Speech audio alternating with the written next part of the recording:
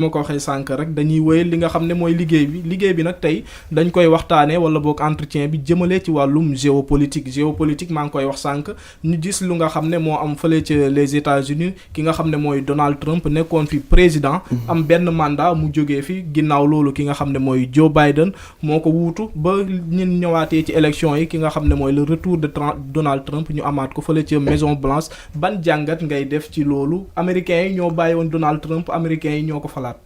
Bon, tout d'abord loolu mooy l'information bi nga xamante ni moom la ñëpp dégg moom la ñëpp joxe mais dans chaque information il y a une autre information qui se cache derrière cette information.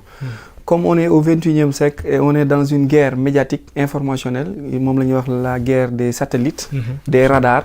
Celui qui détient l'information contrôle l'économie, contrôle le monde. En quelque sorte ñi ni jox information yëpp ils sont dans des organisations yi nga xamante ni ils veulent pas parfois partager des informations yuy dem à l'encontre de ñoom ni ñu bëggee àdduna bi doxee ko.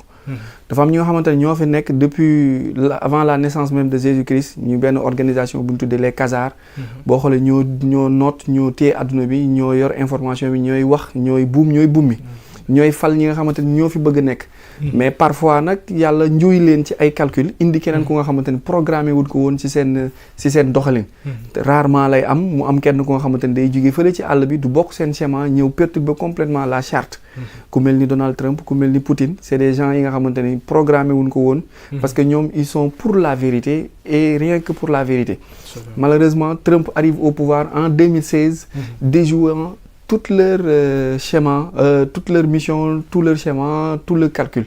Donc, qu'est-ce qui s'est passé? Lui, il arrive en se cachant derrière une organisation composée de militaires patriotes qui sont au sein de l'armée, bir CIA, bir FBI, et de vrais patriotes, des Américains, ils sont là pour, non seulement pour Dieu, pour la religion, pour la droiture, mais aussi pour Deug. Ils ont constitué une force. Fal Donald Trump ci kaw Hillary Clinton bi nga xamante ni moo rawee woon Trump plus de 2 millions de voix. Comment est-ce possible Hillary Clinton rawee Trump plus de 2 millions de plus de voix ba pare moom mu gagné. biir vote américain dafa am beneen vote ci biir vote boobu noonu. moo tax élection américaine tuddul élection présidentielle mais élection générale la tudd. les grands électeurs yi ñuy woote. voilà dafa am ñuy wax les grands électeurs ñooñu ñoo fal en masse. Trump te ñooy États-Unis donc ñooñu lan lañ doon xaar ci Trump. Comme son nom l'indique, trompé, mu ñëw changer complètement schéma bi nga xamante ni lobby yi ñu ngi ko doon doxee. Sur les 47 présidents que comptent les États-Unis, seuls 4 ñoo ci nekk ay chrétiens orthodoxes. 43 yëpp ils ont été financés, portés et mis au pouvoir par ces organisations. Trump vient avec ses propres moyens, avec l'aide des patriotes militaires américains, mais aussi par des chrétiens orthodoxes, des croyants, des musulmans et des juifs croyants. Nous portent quoi, mais aussi ils étaient là pour Kennedy, parce que Kennedy faisait partie des meilleurs présidents américains, finalement assassinés parce que dafa bokkul woon ak ñoom gis-gis. Ce même Trump a subi 12 coups d'État institutionnels ou physiques échoués, avec 53 chefs d'accusation qui ont été traînés en justice. Amul ben bu mu ci perte. Mo gagné tout. Maintenant, on se pose la question. Pourquoi 2016 à 2020, il n'y a eu pas de guerre? Mu régler tout le problème du Moyen-Orient, Proche-Orient. Il a réglé presque toute l'économie américaine. Mu jëlé économie bu nekkon ci ay 9-8 points ci chômage. Wàccee ko ba 1,50. Là, on se pose la question. Kooku nan la mënee mel noonu ba pare médias yi di ko diaboliser. Mu dem élection, ñu ne entre guillemets dafa perdre les élections. Il n'a pas perdu les élections. Les États-Unis ont subi un coup d'État électoral en 2020. Ce coup d'État électoral en 2020 boobu noonu moo jël Trump en cachette mu nekk le président vrai en cachette jël le faux président devant les écrans. Kan ngay mooy le faux président. Joe Biden. moom mi nga xam ne dañu ko élire en 2020 nga ne c'est le faux président. Joe Biden n'a jamais sorti la Maison Blanche. Pour ñi nekk Amérique wala ñiy tugg ci YouTube bi xam ne YouTube du la jox la vraie information. France 24 duñu jox la vraie information. TV5 duñu jox les vraies informations te ñun Sénégal ci site yooyu la ñuy jëlee information yi. y a des canaux yi nga xamante ni ak des voix yi nga xamante ni nit mën na fa am information vrai en temps réel te bokkul ak ces plateformes digitales yi nga xamante ni c'est matrice lobby boobu ñoo ko contrôler di jàllale ak di segg information bi mu bëgg nit ñi di ko dégg. looloo tax ñu sonal ki moom Telegram. parce que moom information mënoo ko déjouer te doo ko segg ak yeneen canal yi nga xamante ni ñi ngi jàllale la vraie information. Maintenant ce Biden a été mis en place, orchestré, organisé, capturé, capté et gardé par l'armée américaine biir Maison Blanche le temps qu'on règle le problème pendant ces 4 dernières années de 2020 à 2024. Maintenant Trump, chez lui à Mar-a-Lago, Floride, c'est lui qui signait les décrets en quelque sorte. Mais voulant empêcher une guerre civile, on a montré à toute l'humanité que c'est Biden qui déroulait. Montage yooyu ngeen doon gis mu yéeg ci avion ak yéegam yëpp c'était des films hollywoodiens qui se déroulaient. Mais Biden n'a jamais sorti la Maison Blanche, n'a jamais quitté Washington. C'est Trump lui-même qui dirigeait. Donc loolu dina jur spéculation ak débat ak werante gu bari nag.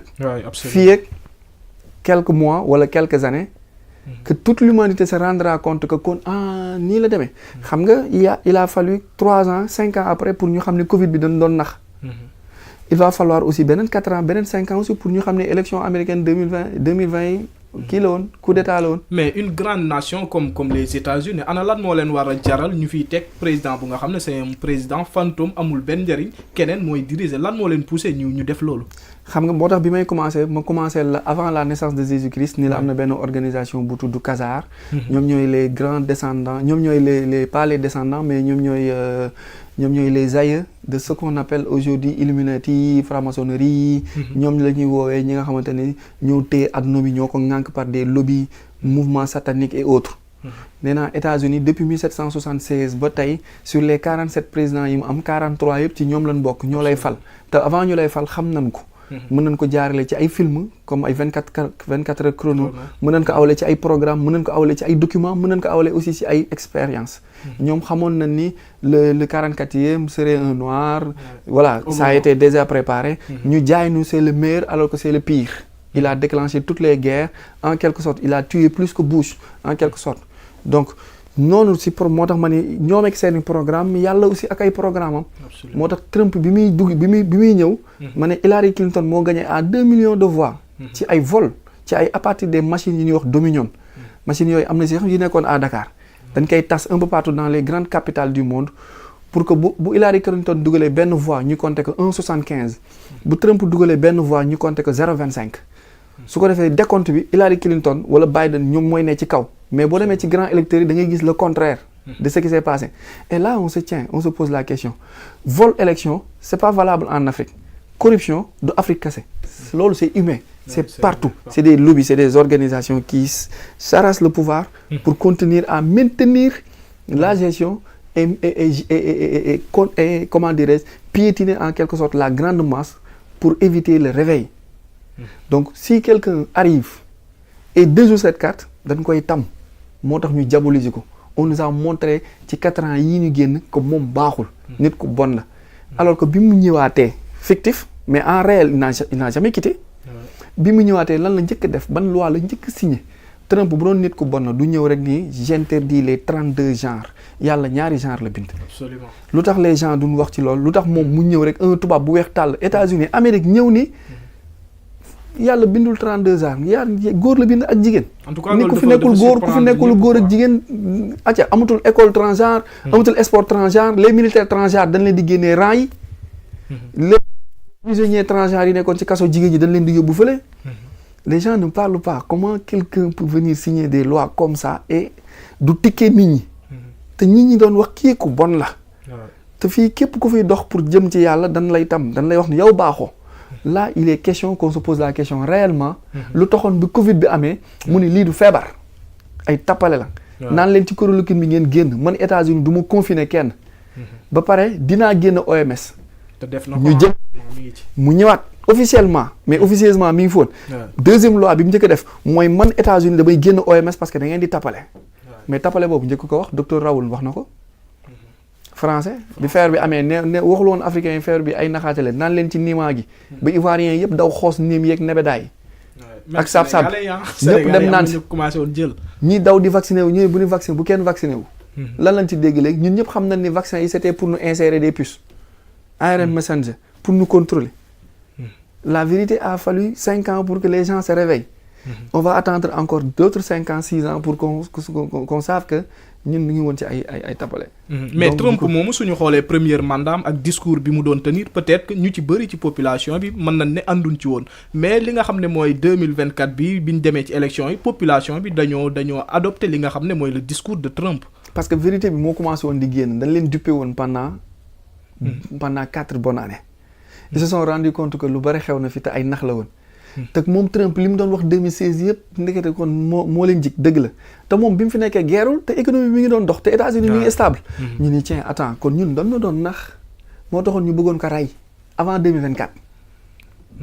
ba ci élection yi gis nañ fi benn tentative. benn jàllul c'est parce qu'il a le soutien d'une branche dans l'armée américaine ñi nga xamante ne c'est des militaires patriotes. gis nga l'armée américaine mooy armée bi gën a patriotique bi gën a républicain dans le monde. ñoom faale wuñu président ñoom États-Unis lañ gëm. il a eu ce soutien boobu ko dimbali tey moo tax mu ñëwaat léegi nag il a tous les privilèges et toutes les forces c'est le champion. c'est le maître. moom ak Trump moom ak Poutine vont jouer sur la carte du monde et jouer sur l'équilibre et faire sortir l'Europe la main de l'Europe sur l'Afrique. donc s'il parle d'immigrer ban question bi lan la woon dama doon xam sa premier am na. parce que dama ne discours bi nga xam ne amoon na ko li nga xam ne mooy population bi taxuloon mu adopté ko à 100% mais par rapport ak li nga xam ne mooy mandat bi moom askan bi dañ ko fekk si ci li nga xam ne mooy Trump surtout li nga xam ne noonu la ko américains yi di waxee American first. waaw American first xam nga moom dafa fekk ay discours yooyu noonu. boo xoolee ñoom Kennedy ñoom les 47 présidents 4 yi nga xamante ne ay chrétiens lañu orthodoxe. dañ leen rey. 3 yi dañ leen rey Trump rek lañ ci reyul moom lañ jamul moom lañ assassiné wul. bi muy prêter serment gisu leen Trump jël loxoom teg ci Bible bi